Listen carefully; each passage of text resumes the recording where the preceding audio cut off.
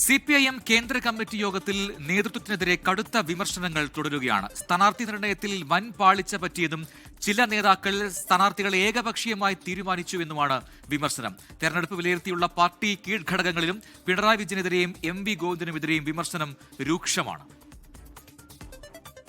വിമതർ ആസൂത്രിതമായ നീക്കമാണ് നടത്തിയതെന്ന കേന്ദ്ര കമ്മിറ്റിയിൽ അവതരിപ്പിച്ച പോൾ ബ്യൂറോയുടെ റിപ്പോർട്ടിനെ ചർച്ചകളിൽ തള്ളുകയാണ് അംഗങ്ങൾ.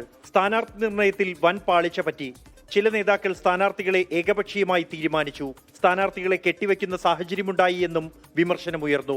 അന്വയിപ്പിക്കാൻ ശ്രമമുണ്ടായില്ലെന്നും ഉചിതമായ ഇടപെടലുണ്ടായിരുന്നെങ്കിൽ വിമത നീക്കം ഒഴിവാക്കാമായിരുന്നുവെന്നും അംഗങ്ങൾ അഭിപ്രായപ്പെട്ടു. പാർട്ടി കമ്മിറ്റിയിലെ വിമർശനങ്ങളായി പുറത്തുവരുന്നത് പലതും സമൂഹമാധ്യമം സൃഷ്ടിയെന്ന് EP ജയരാജൻ. ഞാൻ മനസ്സിലാക്കുന്നതാണ്, സാധാരണഗതിയിൽ ഒരു പാർട്ടി നടപടിക്രമം അനുസരിച്ച് ആ പാർട്ടി കമ്മിറ്റിയിൽ പങ്കെടുത്ത ഒരു പാർട്ടി അംഗം ഇത്തരം കാര്യങ്ങളൊന്നും പുറത്ത് പറയാറില്ല. പിന്നെ ഊഹാപോഹം എന്നല്ലാതെ ഞാനെന്ത് പറയാനാ?